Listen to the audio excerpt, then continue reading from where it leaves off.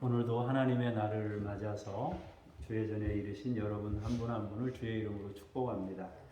함께 같이 찬양하겠습니다.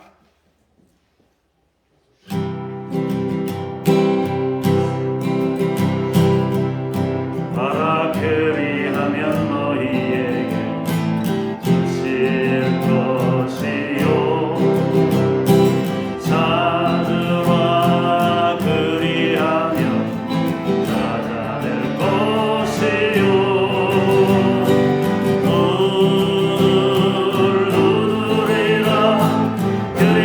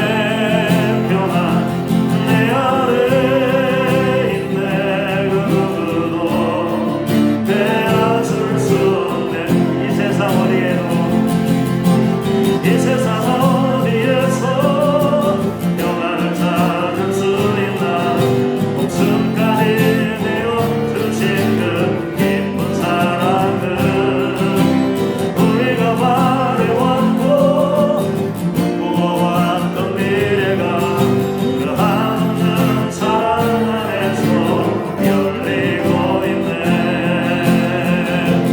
이 땅에 오직 수밖에 없네. 그 무엇도 나를 채울 수 없네. 주님의 평안 내 안에 있네. 그 누구도 빼앗을 수 없네. 이 세상을 살아가는 동안에 나의 힘을 의지할 수 없으니 기도하고 낙심하지 말 것은 주께서 참 소망이 되심이라. 하나님의 꿈이 나의 비전이 되고 예수님의 성품이 나의 인격이 되고 성령님의 권능이 나의 능력이 되게 원하고 바라고 기도합니다. 주의 길을 걸어가는 동안에 세상에 거르지할 수 없으니 감사하고 낙심하지 말 것은 주께서 참 기쁨이 되심이라. 하나님의 꿈이 나의 비전이 되고 예수님의 성품이 나의 인격이 되고 성령님의 권능이 나의 능력이 되길 바라고 기도합니다. 하나님의 꿈이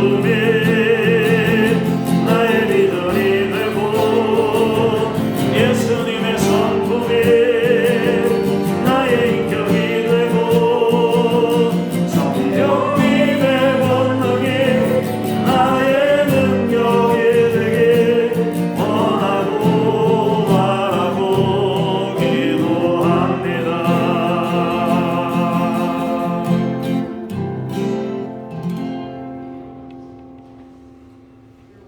다 같이 자리에서 일어나셔서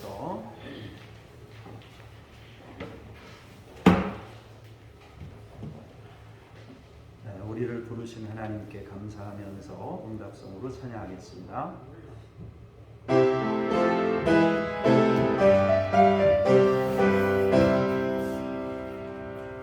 아멘 아멘 아멘 영광과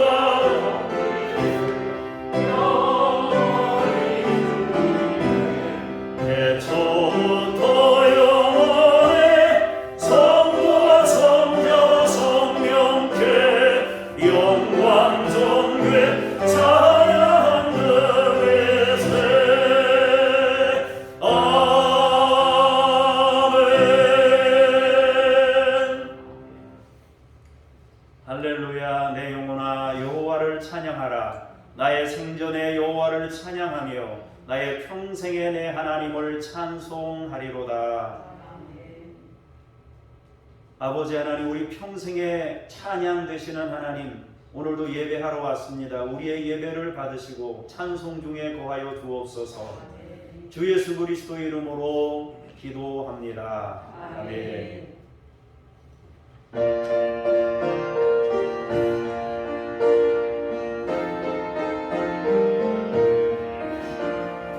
인들의 마른 불같이 시들은 나의 영혼 주님의 약속한 성령 하늘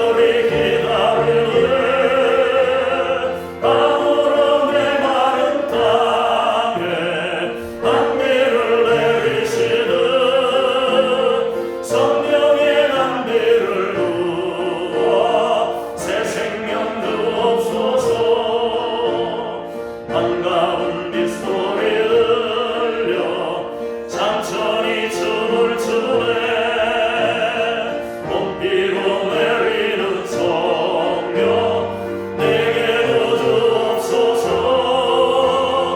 가물어 메마른 땅에 단비를 내리시는 성령의 단비를 부어 새 생명 주옵소서.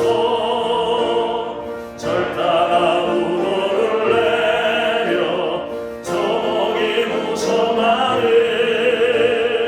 갈급한 내 심령 위에 성령을 부으소서.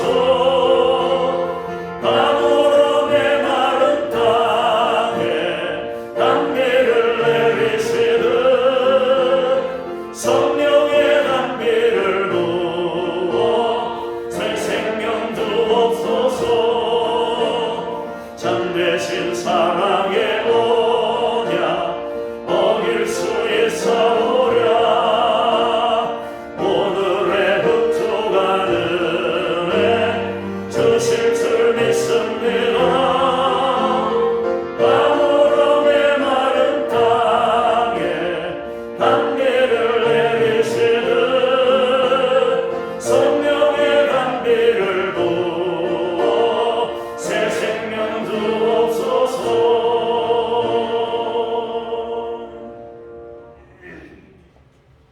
너는 나 외에는 다른 신들을 내게 두지 말라. 너를 위하여 새 유상을 만들지 말라. 너는 내 하나님 여호와의 이름을 망령되게 부르지 말라. 안식일을 여호와여 못하게 지키라. 내 부모를 공경하라. 살인하지 말라. 간음하지 말라. 도둑질하지 말라. 내 이웃에 대하여 거짓 증거하지 말라. 내 죄의 주를 탐내지 말라. 아멘. 참회의 기도로 기도합니다. 주님, 남을 용서할 여유도 없이 완악했던 내 가슴을 새롭게 풀어놓게 하소서. 지난날 우리들과 만난 모든 사람들에게 매몰차게 굴었던 태도를 회개합니다. 그들의 마음에 위로를 주시옵소서.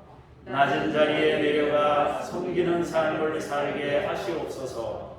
예수님의 이름으로 기도합니다. 아멘. 여러분만 아시는 죄를 잠시 침묵으로 기도합니다.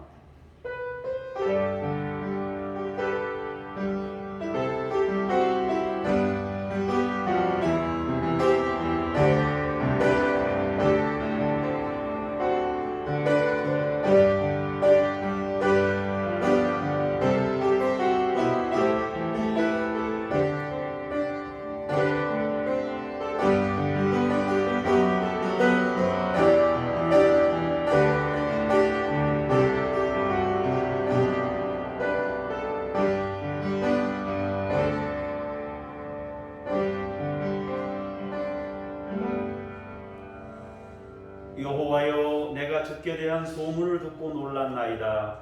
여호와여, 주는 주의 일을 이 수년 내에 부응하게 하옵소서.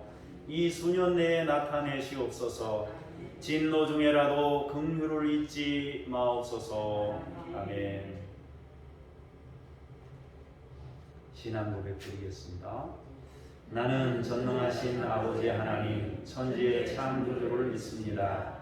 나는 그의 유일하신 아들 우리 주 예수 그리스도를 믿습니다. 그는 성령으로 잉태되어 동정녀 마리아에게서 나시고 본디오 빌라도에게 고난을 받아 십자가에 못 박혀 죽으시고 장사된 지 사흘 만에 죽은 자 가운데서 다시 살아나셨으며 하늘에 오르시어 전능하신 아버지 하나님 우편에 앉아 계시다가 거기로부터 살아있는 자와 죽은 자를 심판하러 오십니다. 나는 성령을 믿으며 거룩한 공교회와 성도의 교제와 죄를 용서받는 것과 몸의 부활과 영생을 믿습니다. 아멘. 자리에 앉으셔서 기도합니다. 거룩하신 하나님, 가을이 깊어진 때 삶의 처소에서 상한 갈대처럼 살던 우리들이 거룩한 성소를 찾아왔습니다. 영육간의 고달픔을 딛고 서서 생명 강물 줄기의 근원이신 하나님께 예배하기 원합니다. 주님의 나라에서 우리 무리들을 생명나무로 살아가게 하여 주시며 우리의 경배를 받으시옵소서. 인생의 선물과 그 과정에서 은혜를 깨닫게 하셔서 우리의 의로움이 아닌 은혜에 기대어 영생을 얻게 하시옵소서. 오늘도 말씀으로 임재하시고 우리의 영을 깨워 은혜의 선물을 받아 누리게 하여 주시옵소서. 주 예수 그리스도 이름으로 기도합니다. 아멘.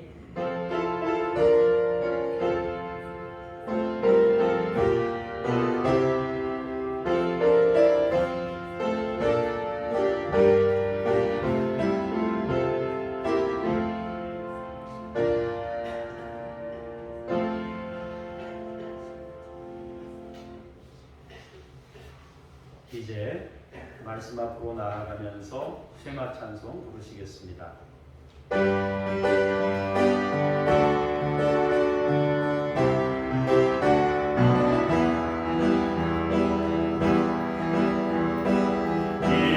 이스라엘아 들으라 우리 하나님 여호와는 오직 유일한 여호와이시니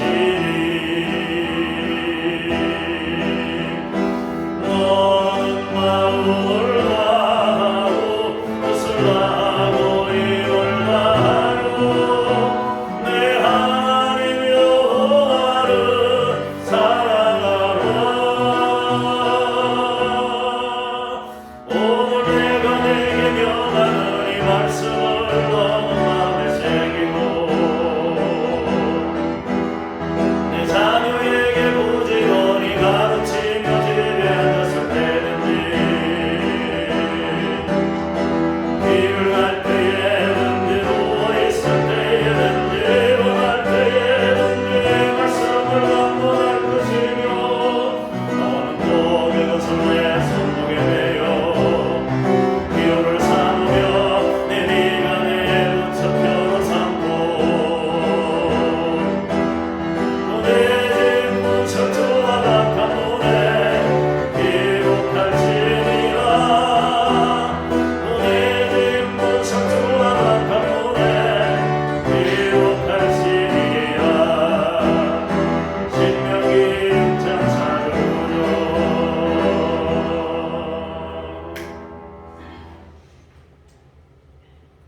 하나님의 말씀을 받습니다.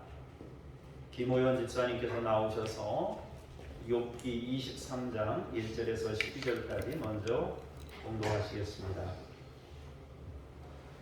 욥이 대답하여 이르되 오늘 또 내게 반항하는 마음과 근심이 있나니 내가 받는 재앙이 탄식보다 무거움이라. 내가 어찌하면 하나님을 발견하고 그의 처소에 나아가랴. 어찌하면 그 앞에서 내가 호소하며 변론한 말을 내 입에 채우고 내게 대답하시는 말씀을 내가 알며 내게 이르시는 것을 내가 깨달으랴. 그가 큰 권능을 가지시고 나와 더불어 다투시겠느냐. 아니로다. 도리어 내 말을 들으시리라. 거기서는 정직한 자가 그와 변론할 수 있은즉 내가 심판자에게서 영원히 벗어나리라. 그런데 내가 앞으로 가도 그가 아니 계시고 뒤로 가도 보이지 아니하며 그가 왼쪽에서 일하시나 내가 만날 수 없고 그가 오른쪽으로 돌이키시니 배울 수가 없구나. 그러나 내가 가는 길을 그가 아시나니 그가 나를 단련하신 후는 내가 순금같이 되어 나오리라. 내 발이 그의 걸음을 바로 따랐으며 내가 그의 길을 지켜 치우치지 아니하였고 내가 그의 입술을 명령을 의지하냐고 정한 음식보다 그의 입의 말씀을 기이 여겼도다. 아멘. 연이어서 홍순영 원사님께서 나오셔서 요한복음 16장 7절에서 14절까지의 말씀을 봉독하시겠습니다. 그러나 내가 너희에게 실상을 말하노니 내가 떠나가는 것이 너희에게 유익이라. 내가 떠나가지 아니하면 보혜사 너희에게 오시지 아니할 것이요 가면 내가 그를 너희에게 보내리니 그가 와서 죄에 대하여 의에 대하여 심판에 대하여 세상을 책망하시리라. 죄에 대하라 함은 그들이 나를 믿지 아니하며 의에 대하라 함은 내가 아버지께로 가니 너희가 다시 나를 보지 못하며 심판에 대하라 함은 이 세상의 임금이 심판을 받음이라. 내가 아직도 너희에게 이룰 것이 많으나 지금은 너희가 감당하지 못하리라. 그러나 진리의 성령이 오시면 그가 너희를 모든 진리 가운데로 인도하시리니 그가 스스로 말하지 않고 오직 들은 것을 말하여 장래일을 너희에게 알리시리라. 그가 내 영광을 나타내리니 이것을 가지고 너희에게 알리겠음이니라. 아멘. 주님께 감사합니다.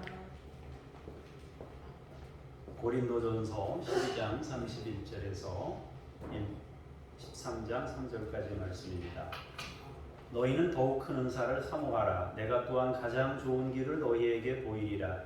내가 사람의 방언과 천사의 말을 할지라도 사랑이 없으면 소리나는 구리와 울리는 꽹과리가 되고, 내가 예언하는 능력이 있어 모든 비밀과 모든 지식을 알고 또 산을 옮길 만한 모든 믿음이 있을지라도 사랑이 없으면 내가 아무것도 아니요, 내가 내게 있는 모든 것으로 구제하고 또 내 몸을 불사르게 내줄지라도 사랑이 없으면 내게 아무 유익이 없느니라. 아멘. 주님을 찬양합니다. 아멘. 하나님의 선물이라는 제목으로 말씀의 은혜를 나누고자 합니다. 우리는 모두 인생이라는 선물을 하나님께 받았습니다. 그리고 소중한 인생을 살아가고 있습니다. 그러나 인생이라는 과정에서 우리는 하나님께서 우리에게 주시는 또 다른 선물을 받아야 합니다. 그것은 인생을 넘어서까지 우리를 지켜주는 선물입니다. 지금만이 아니라 내세까지 책임져 주시는 하나님의 선물을 받아야 합니다. 대부분의 사람들은 인생을 통해 많은 우여곡절을 경험합니다. 사람들은 일어난 결과를 통해 과정을 되돌아보고는 합니다. 자신이 겪고 있는 결과를 보면서 지나온 시간들을 돌아보는 것입니다. 그러면서 후회하기도 하지만 동시에 삶을 교정하고 바꾸는 변화를 만들기도 합니다. 그러나 우리가 기억해야 하는 것이 있습니다. 사람들이 얻게 된 결과를 현실적인 것 이상으로 생각하지 못한다는 점입니다. 설명하자면 내면의 변화가 얼마나 성숙되었는지보다 생활 형편이 어떻게 달라졌는지 주목하는 것에 멈추고 만다는 것입니다. 우리의 내세까지 보장되는 하나님의 선물은 사랑입니다. 우리의 관심은 얼마나 사랑의 마음을 간직하게 되었는지에 있어야 합니다. 진정한 성공과 실패는 그것으로 결정됩니다. 여러분 내면 안에 하나님의 사랑이 얼마나 채워져 있느냐, 그것이 우리의 인생의 성공 여부를 결정하는 것입니다. 많은 사람들은 자신의 생활 형편이나 자식들의 생활 형편이 얼마나 풍성하게 되었는지를 보면서 내 인생은 성공했구나, 실패했구나, 이렇게 평가하려고 하는 경향이 있습니다. 자신의 생활 형편이 안정되고 조금 더 풍요로우면 내가 인생을 잘 살았구나, 이렇게 생각하는 거죠. 혹은 자신은 조금 힘들게 살아도 자식들이 잘 되어서 안정된 직장을 찾고 또 뭐 가정을 이루어서 행복하게 사는 모습을 보면 그래도 내가 인생을 잘못 살지는 않았구나, 이렇게 평가하려는 것입니다. 그런데 이 모든 것은 다 우리의 현실만 보고 판단하는 것입니다. 진정한 성공은 그 과정에서 그 풍요롭든지 고통스럽든지 어떤 과정을 거치든지 그 과정을 통해서 우리의 마음에 얼마나 하나님의 마음이 충만하게 채워져 있느냐, 그것입니다. 하나님께서는 우리에게 인생을 선물하셨습니다. 그리고 인생의 과정에서 가장 큰 선물인 사랑의 마음을 배우도록 계속 이끌고 계십니다. 우리의 성공 여부는 그 사랑을 배웠는지 못 배웠는지로 결정되는 것입니다. 가끔 성인 아이라는 말이 있잖아요, 그죠? 나이가 들어서 성인이 됐는데 아직 성품은 아이의 신분을 벗지 못했다, 그런 이야기입니다. 우리의 모든 현실은 그것 자체의 목적이 있는 것이 아닙니다. 많은 사람들이 어떤 것을 목적을 삼아서 일을 하면서 그것 자체의 목적을 두는데 사실은 그건 우리의 목적이 아닙니다. 그걸 통해서 우리가 얼만큼 하나님께 가까워졌는지가 우리의 목적이 되어야 하는 것입니다. 현실들을 경험하는 과정을 통해서 하나님의 사랑을 깨달아야 합니다. 하나님의 사랑은 세 가지를 통해서 배우게 되는데, 먼저는 받으면서 배우고요, 두 번째로는 주면서 배우고, 세 번째로는 그것을 보면서 배울 수가 있습니다. 성경 한 구절 보고 넘어가겠습니다. 누가복음 17장입니다. 같이 읽겠습니다. 시작.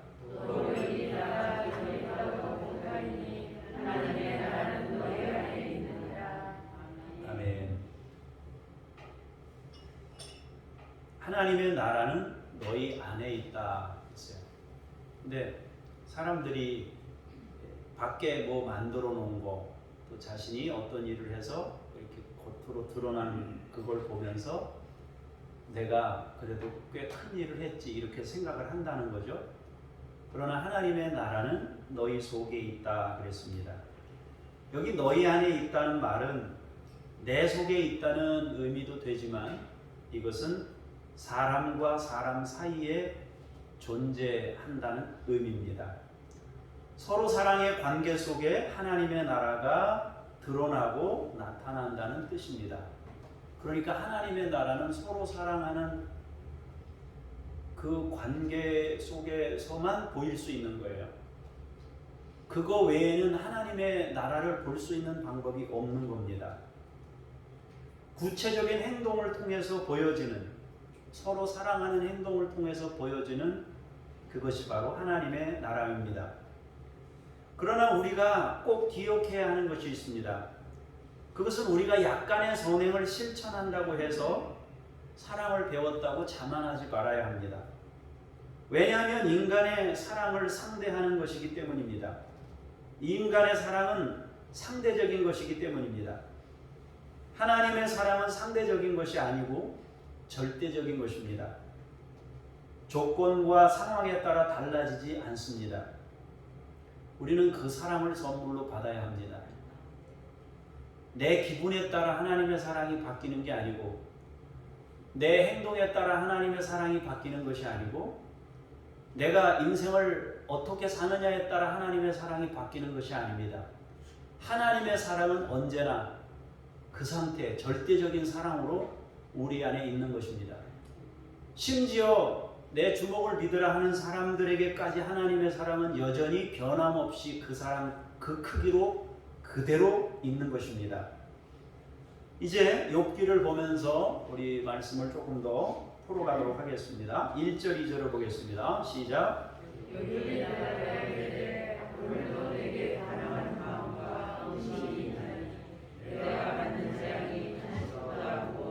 아멘. 욥과 친구들의 대화가 계속되고 있습니다. 오늘 본문은 엘리바스의 세 번째 말을 듣고 욥이 대답하는 장면입니다. 그런데 욥은 자기 인생에 대해 불만이 있습니다. 욥은 자기에게 반항하는 마음과 근심하는 마음이 있다고 합니다. 그 이유는 자기가 받는 재앙이 탄식보다 무겁기 때문이라는 것입니다. 사실 욥은 섬기는 삶을 살았던 사람입니다. 누구보다 자기 관리를 철저히 했고 다른 사람을 섬기고 나누고 하는 삶을 사는 거예요. 주변 사람들이 다 욥의 덕을 보며 살 정도로 욥은 그렇게 섬기는 삶을 살았습니다. 그런데 지금 엄청난 시련을 겪고 있습니다. 나름 꽤 열심히 살았다고 하는데, 그런 인생을 살았는데 이해할 수 없는 일이 자기 인생에서 열린 겁니다. 그래서 반항하는 마음과 근심이 있다고 합니다. 사실 욥은 지금 자신의 실체와 마주하고 있습니다. 이전까지 욥은 섬기고 나누고 하나님께서 주신 풍성함을 누리며 살았습니다. 그러나 한 번도 자신의 실체와 마주한 적이 없습니다.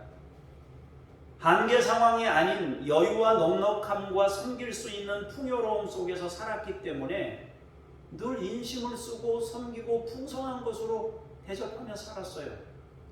그러니 누가 싫어하겠습니까? 다 좋아하죠. 다 칭찬하고 존경하고 이런 사람 없다고 하면서 주변 사람들이 다 그를 존경하며 살았습니다. 그러다가 재산을 잃고 자신의 몸에 병도 왔습니다. 그것도 몸에서 진물이 나오고 종기가 생겨서 누구도 가까이 하기 싫은 형체를 갖게 된 겁니다. 그러니까 이전과는 전혀 다른 방식으로 사람들이 자기를 대하고 있는 겁니다. 아내가 하나님 욕하고 죽으라고, 이전에는 아내도 풍성하게 잘 살았어요. 남편이 부유하고 어디서든 인정받고 칭찬받고 당신 집안 뭐 좋다 얘기하니까 이 아내도 좋은 거예요. 그런데 자식도 죽고 재산도 있고 다 이러니까 나중에 아내도 못 견디는 거예요. 그러니까 하나님 욕하고 죽으라고 막 비난을 퍼붓는 겁니다. 종들에게도 권위가 먹히지 않았습니다. 뭐 말을 하면 종들이 처음에는 듣다가 나중에 무시하는 거예요.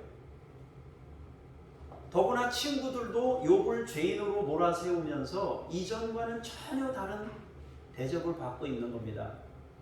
질병과 시련이 오기 전과 시련이 오고 난 다음에 욥은 완전히 다른 대우를 받기 시작한 겁니다. 얼마나 힘겹고 고통스러웠겠습니까? 욥은 자신의 실체를 만납니다. 존경받던 모습이 아닌 비난받는 자리에서 자신의 내면이 그대로 드러나고 있습니다. 우리는 베드로가 주님과 함께 죽는다는 확신이 있던 대답이 얼마 뒤에 예수님을 저주하는 모습으로 드러난 그의 실체적 모습을 자기가 마주했던 것을 성경을 통해 알고 있습니다. 인간의 확신과 사랑이 얼마나 조건적이고 제한적이며 상황에 따라 달라질 수 있는 것인지를 반증하고 있습니다. 여기서 우리는 우리와는 너무도 차이가 나는 주님의 마지막 장면을 생각해 볼 수 있습니다. 주님은 자신을 십자가에 매달아 죽이는 그들을 바라보면서 하나님, 저들의 죄를 용서해 주십시오. 저들이 하는 일을 알지 못하기 때문입니다. 그렇게 말하고 있습니다.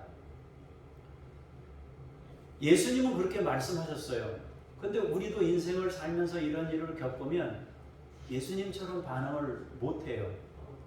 속에서 막 분노가 일어나고 원망이 생기고 또 심지어 비난하고 둘 셋만 모이면 이 사람 저 사람 욕을 하게 되는 그러한 삶이 그냥 우리의 일상인 겁니다. 주님의 사랑은 조건이나 상황이나 환경에 따라 달라지지 않습니다. 결코 하나님의 사랑은 상대적인 사랑이 아닌 것입니다. 3절에서 5절을 또 보도록 하겠습니다. 시작. 내가 어찌하면 하나님을 바라보고 죄를 행하랴. 어찌하여 거기서 내가 벗어나며 다른 나라를 내게 주고 내게 대답하시는 말씀을 내가 알며 내게 이르시는 것을 내가 깨달으랴. 아멘. 욥은 하나님을 만나고 싶어 합니다. 하나님을 만나고 싶은 이유는 자신에게 일어난 현실이 자기가 생각하는 것과 너무나 큰 차이를 보인 원인을 알기 위함입니다. 어찌하면 하나님께 나아가 그분 앞에서 나의 호소와 변론을 아낼 수 있을까라고 합니다. 알고 싶고 깨닫기를 원하고 있습니다. 자신의 인생이 너무도 답답하다는 것입니다. 하나님을 만나서 속 시원하게 답을 듣고 싶다는 것입니다. 그는 그러면서도 여전히 자신 있는 태도를 보입니다. 억울하다는 거예요. 자신이 지금까지 살아온 그 삶과 지금 자기가 겪는 현실이 너무 차이가 많다는 거예요. 쉽게 말하면 자기 점수는 80점인데 지금 현실은 40점밖에 안 된다는 거예요. 그걸 지금 불평하고 원망하고 있는 것입니다. 자, 6절에서 9절을 보겠습니다. 시작. 아니로다. 도리어 내 말을 들으시리라. 거기서는 정직한 자가 그와 변론할 수 있은즉 내가 심판자에게서 영원히 벗어나리라. 그런데 내가 앞으로 가도 그가 아니 계시고 뒤로 가도 보이지 아니하며 그가 왼쪽에서 일하시나 내가 만날 수 없고 그가 오른쪽으로 돌이키시나 배울 수 없구나. 아멘.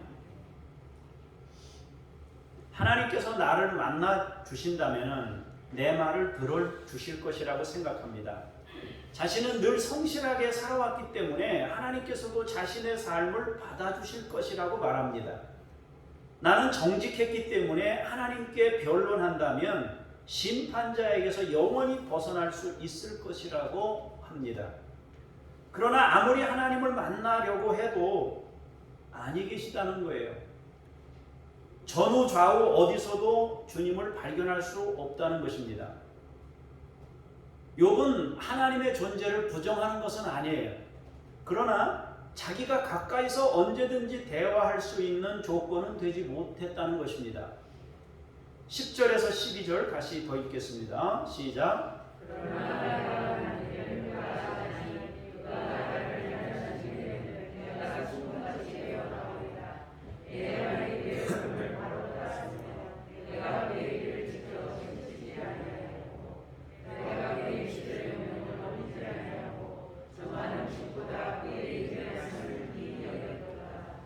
이 10절에서 12절까지의 말씀에서 주목해야 될 것은 내가를 반복하고 있다는 것입니다. 내가 순금같이 되어 나올 거다. 내가 그의 길을 지켜 치우치지 아니하였다. 내가 그의 입술의 명령을 어기지 아니하였다. 내가 정한 음식보다 하나님의 말씀을 더 귀히 여겼다. 그렇게 말합니다. 여기서는 자신의 의로움에 대해 더욱 확신 있게 주장합니다. 하나님께서도 자신이 얼마나 정직한 모습으로 살아왔는지 분명히 아실 것이라고 주장하고 있습니다. 하나님이 직접 나하고 만나서 대화한다면 하나님도 내 의로움을 증명해 주실 것이라고 말하고 있는 겁니다. 나의 발은 하나님의 걸음을 바로 따랐다고 합니다. 얼마나 내가 정직하게 살아왔는지 그걸 지금 이야기하고 있는 겁니다. 자신은 하나님의 길을 지켰고 곁길로 치우치지 않았다고 합니다. 하나님의 말씀과 명령을 어기지도 않았다고 합니다. 욥은 음식보다 하나님의 말씀을 더 귀히 여기며 살았다고 합니다. 그래서 하나님께서 나를 테스트하셔도 자신은 순금일 것이라고 말하고 있습니다. 여기서 나를 단련하신 후에는 내가 정금같이 나온다는 말은 욥이 연단을 받은 후에 멋진 신앙으로 세워진다는 뜻이 아닙니다. 하나님께서 자신을 평가해 보신다면 정금일 것이라는 확신을 주장하는 내용입니다. 그러니까 자신은 의롭다는 것입니다. 여러 과정을 통해 욥을 테스트해 보아도 하나님이 저울에 달아본들, 하나님이 자신을 테스트해 본들 자신은 정금일 수밖에 없다. 나는 그렇게 깨끗하게 살았다고 항변하고 있는 것입니다. 자기 의를 주장하고 있는 것입니다. 그만큼 욥은 신앙적으로 열정을 다해 살았습니다. 그러나 한 가지 기억해야 할 것은 그에게 있었던 태도는 상대적인 의였고 자기의였다는 것입니다. 욥은 자기의 성실한 행동에 비해 현실의 시련이 억울하다는 것입니다. 이것이 하나님의 의와 다른 것입니다. 이 세상에서 가장 억울한 분이 있다면 주님입니다. 그러나 주님은 모든 인류의 죄를 지고 십자가를 받아들이셨습니다. 그것을 통해 주님은 하나님을 우리에게 드러내신 것입니다. 인간이 자신의 의로움이 아닌 하나님의 의로움을 맛보게 하시기 위함입니다. 그렇게 주님은 우리에게 하나님의 은혜라는 선물을 세상에 드러내신 것입니다. 그 선물을 받아야 우리는 인생을 성공할 수 있는 것입니다. 내가 얼만큼 의로웠느냐가 아니라 하나님이 말씀하시는 그 선물을 받아야 한다는 것입니다. 이제 요한복음을 보겠습니다. 16장 7절입니다. 시작. 그러나 내가 너희에게 식상을 말하노니 내가 떠나는 것이 너희에게 유익이라. 내가 떠나지 아니하면 보혜사가 너희에게 오시지 아니할 것이요 가면 내가 너희에게 보내리니. 아멘. 주님은 제자들을 향해 내가 떠나가는 것이 너희에게 유익하다고 합니다. 그래야 보혜사를 보내주신다고 합니다. 여기서 보혜사란 성령님을 의미하는데 왜 성령님을 보혜사라고 쓸까요? 이 말은 협조자, 보호자, 위로자, 변호자라는 의미를 가지고 있는데 두 단어가 합성된 뜻입니다. 곁으로 부름받은 그런 뜻입니다. 곁으로 초청된 분이라는 뜻입니다. 주님은 실상 혹은 여기서 실상이라는 건 진리를 말하는 것이 참을 말하는 것입니다. 참을 알려주시기 위해서 성령님을 보내주신다고 합니다.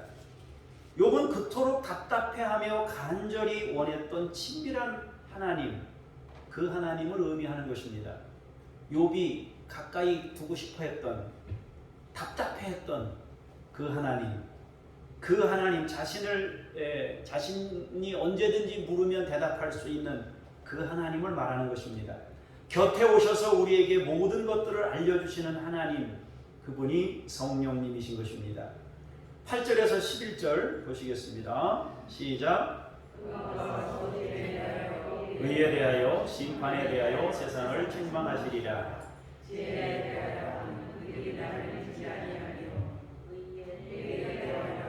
내가 아버지께로 가니 너희가 다시 나를 보지 못하며 심판에 대하여라 함은 이 세상 인근이 심판을 받았습니다. 아멘. 주님은 자신이 십자가 위에서 인류의 모든 죄를 지고 죽음을 받아들이신 후 우리 곁으로 성령을 보내주신다고 말씀합니다.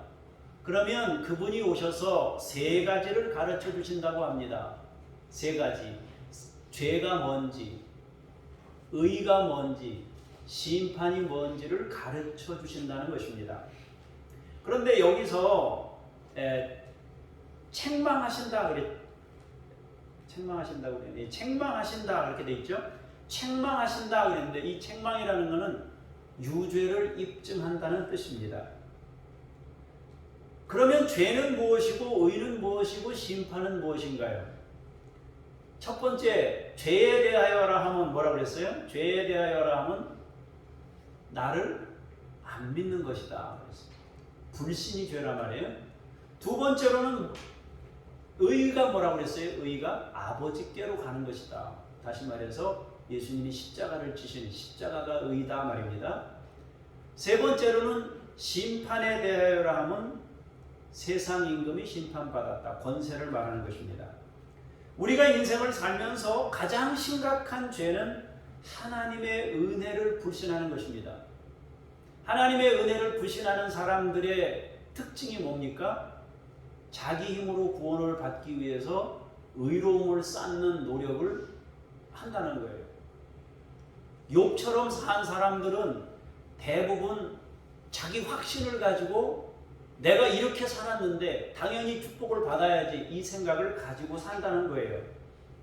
그러니까 그런 사람들의 특징은 뭐냐면 내가 이거 했는데 내가 이거 했는데 내가 이렇게 했는데 자신이 헌신한 것들에 대해서 자기 마음에 가지고 있는 거예요. 그것이 주님이 가장 싫어하시는 외식이에요. 외식. 바리새인과 서기관들에게 가지고 있었던 모습이 바로 그것입니다. 그렇다고 욥이 이렇게 성실하게 산 것 자체를 하나님이 부정하시는 건 아니에요. 그렇게 열심히 살았던 그것을 하나님도 인정하셨어요. 그렇지만 그것 가지고는 인생에서 제일 큰 선물을 받은 게 아니라는 거죠. 주님이 보여주시고 선물해 주신 사랑, 은혜를 믿는 것, 이것이 하나님이 우리에게 말씀하시는 바로 그겁니다. 그래서 우리는 이 죄, 은혜를 믿지 않는 죄, 이것이 가장 큰 죄라는 것을 기억해야 됩니다. 은혜를 믿지 않는 사람들은 다른 걸로, 외부적인 다른 걸로 자꾸 하나님 앞에 나아가려고 합니다. 내 의로움, 내 선행을 뛰어넘는 상황과 조건에도 변하지 않는 선, 내 의로움이 아닌 내 선행을 뛰어넘는 상황과 조건에도 변함없는 은혜. 여러분, 어떤 때는 내가 정말 은혜가 충만해서 감사한 생활을 하고 있는 거예요. 그런데 죽기 전에 누구랑 대판 싸우고 엄청나게 큰 죄를 짓고 회개도 하기 전에 죽었어요. 그럼 어떡할 거예요?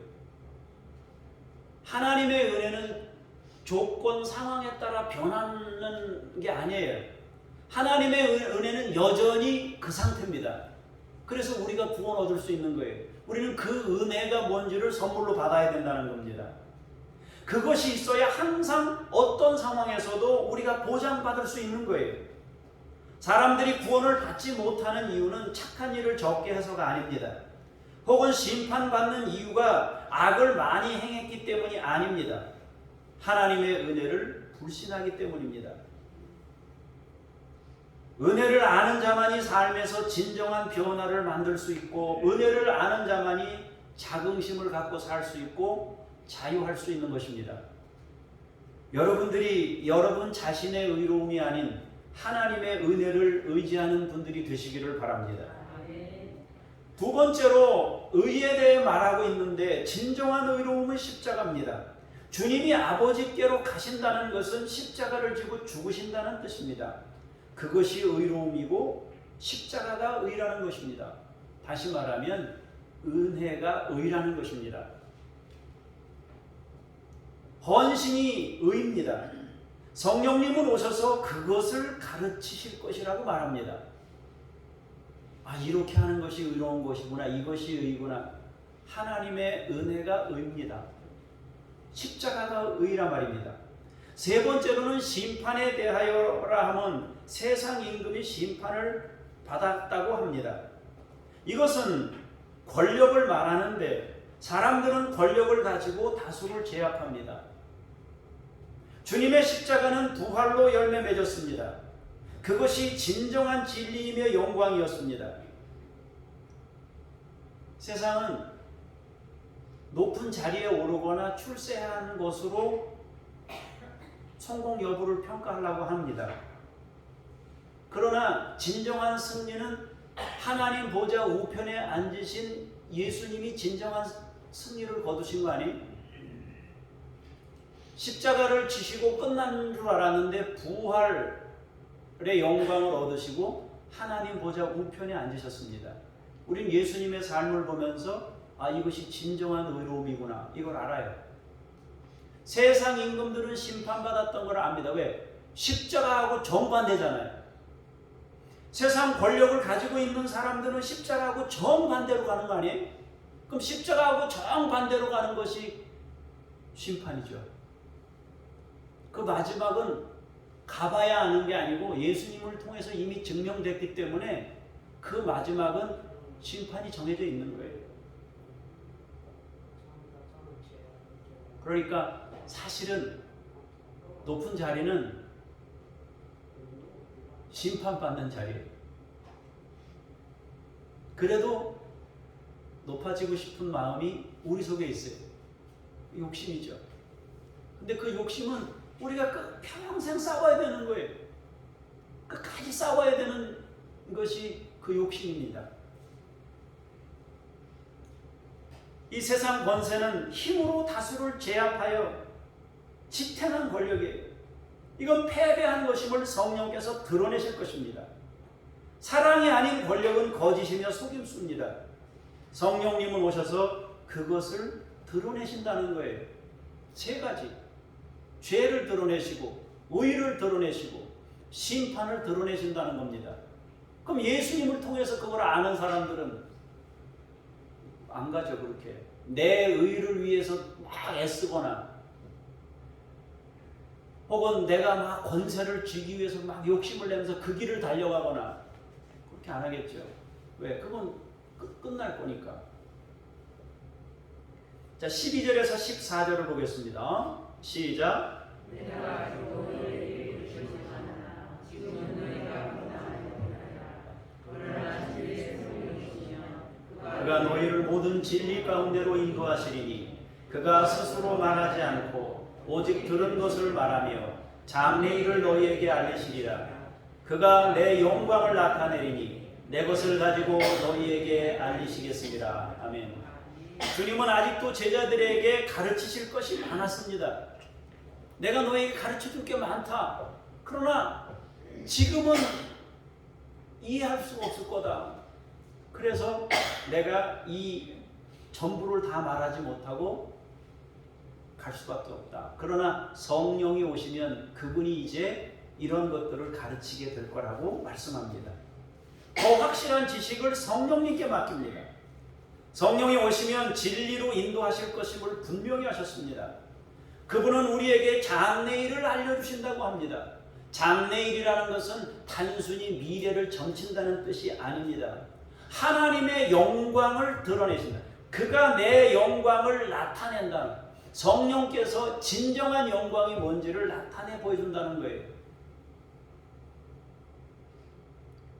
사람들이 고생 끝에 뭐 어떤 그 귀한 자리에 올라서 뭐 금메달을 땄거나 뭐 이런 귀한 자리에 올라서 그 영광스럽잖아요. 모든 사람이 다 바라보잖아요. 쳐다보잖아요. 그 박수 쳐주고. 그건 하늘 영광이 아닙니다. 그 속에 그 금메달 딴 그 과정 속에서 이 사람이 얼만큼 주님의 은혜의 마음을 그 사람이 얻게 되었는지, 그게 중요한 거예요.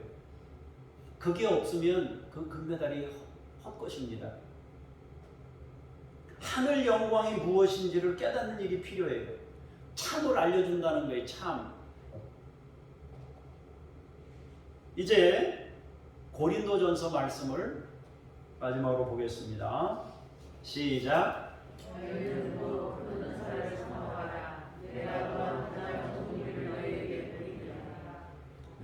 사람의 방언과 천사의 말을 할지라도 사랑이 없으면 소리나는 부리와 울리는 꽹과리가 되고, 내가 예언하는 능력이 있어 모든 비밀과 모든 지식을 알고 또 산으로 옮길 만한 모든 믿음이 있을지라도 사랑이 없으면 내가 아무것도 아니요. 내가 내게 있는 모든 것으로 구제하고 또 내 몸을 불사르게 내줄지라도 사랑이 없으면 내게 아무 유익이 없느니라. 아멘. 성경은 우리를 더욱 큰 은사의 자리로 초대합니다. 은사라는 것은 우리가 은사 그러면 뭐 이제 뭐 병 고치고 방언하고 이런 걸 자꾸 생각하는데, 은사라는 그 정확한 의미는 선물이라는 뜻입니다. 가장 좋은 선물이 무엇인지 말씀하고 있습니다. 성경은 사랑을 가장 큰 선물로 말씀하고 있습니다. 고린도전서 12장은 은사장이고 고린도전서 13장은 사랑장입니다. 고린도전서 12장 마지막 부분에서 내가 제일 좋은 선물이 뭔지 내가 말하겠다. 그리고 이야기한 것이 고린도전서 13장입니다. 성경은 사랑을 가장 큰 선물로 말씀하시면서 그 사랑과 몇 가지를 비교하고 있어요. 여기서 말하는 사랑은 하나님 사랑입니다. 즉 주님께서 십자가 위에서 보여주신 하나님의 은혜를 말합니다. 조건 없는 은혜입니다. 여러분 노래도 있죠. 사랑은 언제나 오래 참고, 그 노래 쫙 있잖아요. 그거 부를 때마다 무슨 생각이 들어요? 이렇게 살아야 되는데 우리하고 너무 차이 나지 않아요? 그죠? 그거 왜 차이 나는 거를 주님이 말씀하셨겠어요? 하나님의 은혜가 뭔지를 가르쳐 주시는 거잖아요. 내게 없는 거, 내가 해도 안 되는 거, 해도 넘을 수 없는 엄청난 그 사랑을 깨우쳐 주는 거예요. 그 하나님의 사랑을 믿는 게 중요한 거죠. 자, 그러면 이 은혜와 비교되는 것들이 무엇일까요? 천사의 언어, 예언의 능력과 모든 비밀을 아는 지식, 산을 옮기는 믿음, 자신의 생명을 던질 만큼 다른 이들을 섬기는 구제입니다. 그러나 사랑이라는 선물이 없이는 다 물거품이 된다 말이에요. 천사의 말을 해서 방언을 막 은사를 받아서 방언이 막 터지는 거예요. 그래서 방언을 하는 거 보면 이 사람 정말 기도 많이 한 사람이구나 느낄 수 있어요. 예언의 능력이 있어가지고 사람에게 손을 얹어서 기도하려고 하면 이 사람에게 예언 기도가 나간단 말이에요. 또 또 모든 비밀을 아는 지식, 산을 옮기는 믿음, 자신의 생명을 던져서 누구를 살리는 그런 구제, 섬김. 그런데 그것이 다 인간에게서 출발된 어떤 행위라면 그것은 의미가 없습니다. 하나님에게서 나온 것이라야 하는 것입니다. 욥은 자신의 실체와 마주했습니다. 아직 여전히 자신의 실체가 하나님의 의와는 근본적으로 다른 상대적인 의임을 아직은 미처 다 깨닫고 있지 못하는 것 같아요. 하나님이 천지를 창조하신 특별한 분이시기 때문에 인간과 비교할 수는 없는 건 확실하지만 여전히 욥은 자신의 의를 주장하고 있는 거예요. 나는 여전히 정금이라고 생각하고 있는 겁니다. 실체적인 죄인임을 온전히 인정하지 못하고 있는 것입니다. 우리도 인생의 과정에서 반드시 기억해야 할 것이 있습니다. 우리의 의로움을 하나님의 은혜와 동일시하거나 우리 자신의 의로움을 지나치게 과대평가하지 말아야 한다는 것입니다. 우리는 하나님의 은혜를 받아야 하는 사람들입니다. 그 놀라우신 은혜를 받아야 살 수 있는 존재라는 것입니다. 우리는 감사한 마음으로 선행을 할 수도 있고 감사한 마음으로 누군가를 섬길 수도 있고 욥처럼 존경받는 자리에 오를 수도 있습니다. 그러나 착각하지 말아야 합니다. 우리는 우리의 실체와 마주하게 하나님께서 그 자리로 몰아넣으신다면 욥보다 더하면 더하지 덜하진 않을 거예요. 이스라엘 백성들이 광야에서 불평하고 원망했던 모습 더하면 더하지 덜하진 않았을 거예요. 여기 다니엘 기도에 나오는 간증하는 분들 다 그 시련 속에서 그 과정이 긴 사람도 있고 짧은 사람도 있었지만은 얼마나 고민을 하며 그 시간들을 보냈겠어요. 범사에 하나님께 감사하는 그 감사가 계속해서 막 용솟을 치면서 나오는 인생을 살았겠냐 말이에요. 아닐 겁니다. 진통하면서 보내왔을 거예요. 자신의 실체와 마주했을 거예요. 그러면서 자신이 가지고 있는 의로움과 하나님의 의가 완전히 다르다는 것, 그 하나님의 의가 얼마나 엄청나다는 것, 하나님의 은혜가 얼마나 깊다는 것, 그거를 알고 있었을 거예요. 알게 됐을 거예요. 그래서 그걸 안 사람들이 대부분 간증할 때 말하는 게 틀리잖아요. 속에 있는 게 다르니까 말이 틀린 거예요. 우리와 말하는 거는 단어나 이런 선택하는 거는 비슷한데 그 말하는 내용들이 이렇게 흘러나오는 그 내용들을 보면 하나님을 깊이 만난 사람들이 말하는 게 틀려요. 고생을 그렇게 많이 했는데 말하는 거는 자유한 신앙을 깊이 체험해서 자유한 그 무언가 이런 것들이 나오는 것을 보게 돼요. 그러면서 우리가 은혜를 입어요. 야, 나보다 훨씬 더 시련을 많이 겪었는데 어떻게 저렇게 긍정적인 마음을 소유하고 살아갈 수 있을까? 하나님의 은혜를 깊이 체험한 것입니다. 그래서 그 은혜가 뭔지를 아니까 그 은혜 속에 살게 되기 때문에 우리에게 깊은 감동을 주는 것입니다. 사랑하는 여러분, 여러분들이 하나님의 은혜를 맛보기를 원합니다. 욥처럼 여러분 실체를 다 까발려서 경험하는 것까지 제가 여러분들에게 권하고 싶은 마음은 없습니다. 그런 시련을 여러분들이 당하라고 제가 말하고 싶지는 않습니다. 그렇지만 하나님의 은혜를 발견해야 되는 것은 틀림없이 우리가 받아야 되는 선물인 것만은 틀림없습니다. 여러분 인생 과정에서 그 선물을 모두 받아 누릴 수 있기를 축복합니다. 기도하겠습니다.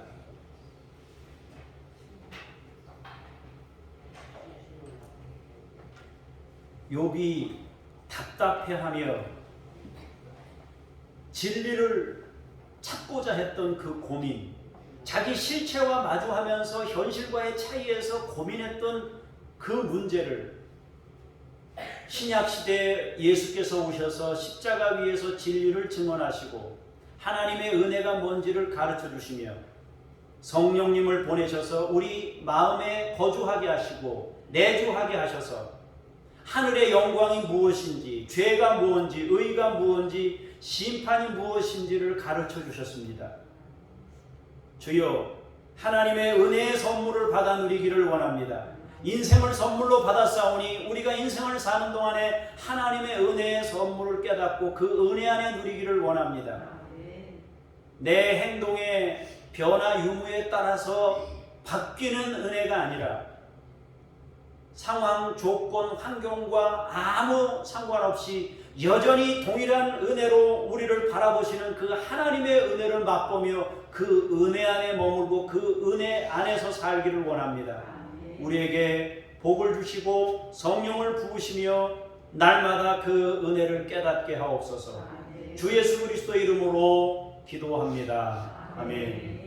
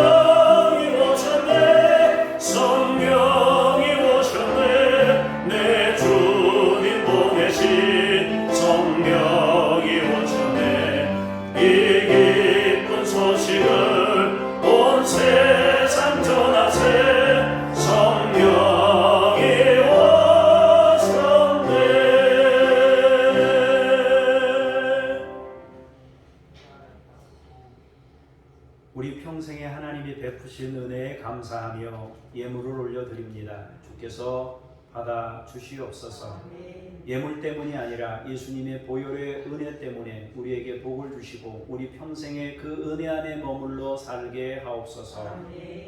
하나님께 감사하며 주 예수 그리스도 이름으로 기도합니다. 아멘. 하늘에 계신 우리 아버지, 아버지의 이름을 거룩하게 하시며 아버지의 나라가 오게 하시며 아버지의 뜻이 하늘에서와 같이 땅에서도 이루어지게 하소서. 오늘 우리에게 일용할 양식을 주시고 우리가 우리에게 잘못한 사람을 용서하여 준 것 같이 우리 죄를 용서하여 주시고 우리를 시험에 빠지지 않게 하시고 악에서 구하소서. 나라와 권능과 영광이 영원히 아버지의 것입니다. 아멘.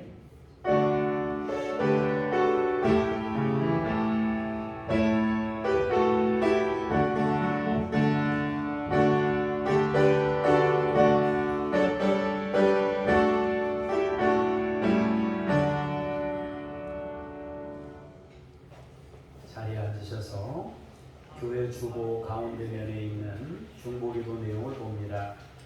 수능이 안전하고 순조롭게 진행되고 복된 인생을 여는 다음 세대가 되도록 위해서 기도하시기를 바랍니다. 18일 이번 주입니다. 시험이 있습니다. 미국에서 반복되는 총격 사건이 사라지고 복음으로 변화되도록 위해서 기도할 수 있기를 바랍니다. 매일 100명씩 총에 맞아 죽는 거예요. 하루에 100명씩입니다. 그러니까 굉장히 많은 숫자가 총싸움으로 서로 죽고 죽는 일이 벌어지고 있는 겁니다. 다니엘 기도회 계속 진행되고요. 다니엘 기도회 헌금자 명단은 나중에 따로 종합해서 따로 공지하도록 하겠습니다. 종료 집사님 아들이 다음 주일에 결혼을 한다고 합니다. 주일이기 때문에 우리가 갈 수 없어요. 여러분 같이 기도해 주시고요. 하시면 되겠습니다. 암송 찬양이 좀 바뀌었는데 조금 어렵습니다. 조금 어렵지만 자꾸 불러보다 보면 익숙해질 겁니다. 히브리서는 예수님의 구속에 대해서 특별히 많이 강조가 되어 있고 그 구원 사역에 대해서 많이 말씀하고 있는데 오늘 그 중에 한 구절을 같이 불러보도록 하겠습니다.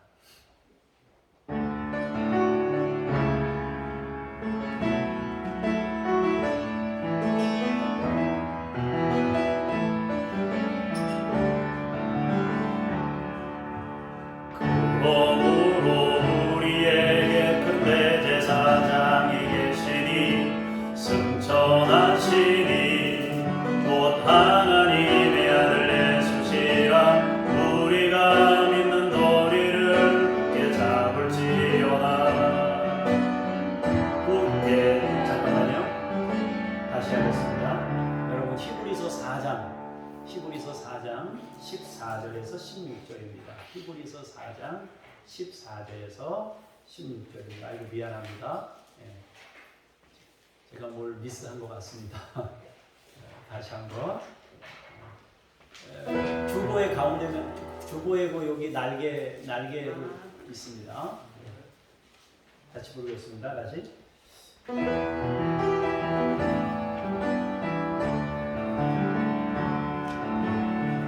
그러므로 우리에게 큰 대제사장이 계시니 승천하시니 곧 하나님의 아들 예수시라.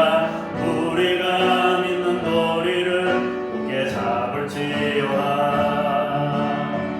굳게 잡을지어다. 우리에게 있는 대제사장은 동정하지 못하신 이가 아니요 모든 일에 우리와 똑같이 시험을 받으시니로되 죄는 없으시니라. 그러므로 우리는 긍휼하심을 받고 때를 따라 걷는 은혜를 얻기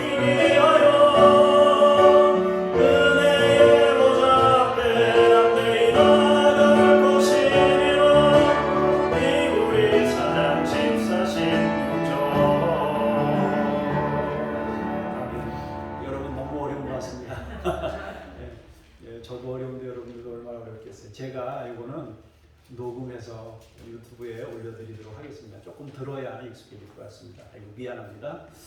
기도하겠습니다. 살아계신 하나님, 역사하시는 하나님, 중보기도 합니다. 수능이 안전하고 순조롭게 진행되고 복된 인생을 여는 다음 세대가 되도록 은혜 베풀어 주시옵소서. 미국을 축복하며 기도합니다. 반복되는 총격 사건들이 사라지게 하시고 복음으로 변화되는 나라가 되도록 인도하여 주시옵소서. 건강한 생각을 가진 나라가 되어서 열방에 평화를 심는 그런 나라로 세워 주시옵소서. 하나님 아버지, 이제 다니엘 기도회가 계속되고 있습니다. 15,000 교회가 동참하고 있습니다. 약 15%에서 20% 전국 교회의 15%에서 20% 정도 참석하여서 함께 기도하고 있습니다. 놀라운 변화가 이 땅에 일어나게 하옵소서. 조홍효 집사님 아들 박성건 형제에게 복 주시고 행복한 가정을 이루도록 주께서 인도하시고 은혜 베풀어 주시옵소서. 이성희와 북한 어린이들 포스터 밴데이지를 주께서 양육하시고 믿음으로 세우시며 복 주시옵소서. 김유엘 선교사님, 이웃 아저씨 내외 선교사님, 이동식 성영숙 선교사님, 천애슐리 선교사님에게 은총 베푸셔서 주어진 자리에서 역할 잘 감당하며 주의 나라를 확장시키는 귀한 종들이 되게 해 주시옵소서. 하나님 아버지, 우리 성도님들을 주의 이름으로 축복합니다. 은혜에 머물기를 원하며 인생에서 복받기를 원합니다. 하나님 아버지, 전인적 치유가 일어나게 해주시옵소서. 육체를 치유하시고 영을 치유하시며 생활을 치유하시고 가정을 치유하셔서 모든 것을 하나님 나라 에덴 동산이 되도록 주께서 바꾸시고 인도하여 주시옵소서. 하나님 교회 같은 가정이 되고 가정 같은 교회가 되도록 주께서 인도해 주셔서 하나님이 처음에 창조하셨던 그 창조 본래의 모습을 회복하는 우리 모두가 되도록 인도하여 주시옵소서. 일주일 동안도 믿음으로 승리하게 해주시고 감사하며 찬송하며 한 주를 보내고 주 앞에 나와 다시 그 찬송의 삶을 하나님께 올려드리며 예배할 수 있는 믿음의 한 주가 되게 하옵소서.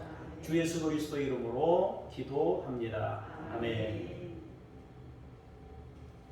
다 같이 자리에서 일어나셔서 찬송 부르시면서 성령님과 함께 삶의 자리로 나아가겠습니다.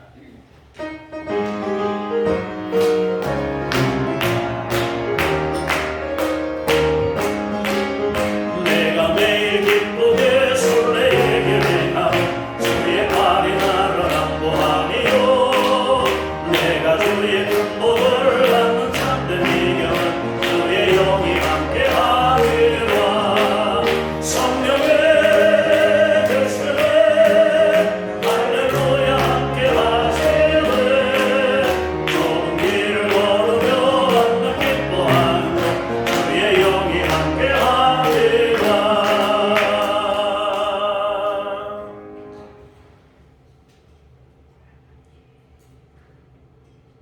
우리의 구원 되시며 십자가에서 은혜를 가르쳐 주신 예수 그리스도의 은혜와 독생자를 보내셔서 은혜가 무엇인지를 계시해 주신 아버지 하나님의 그 크신 사랑하심과 우리 속에 내주하셔서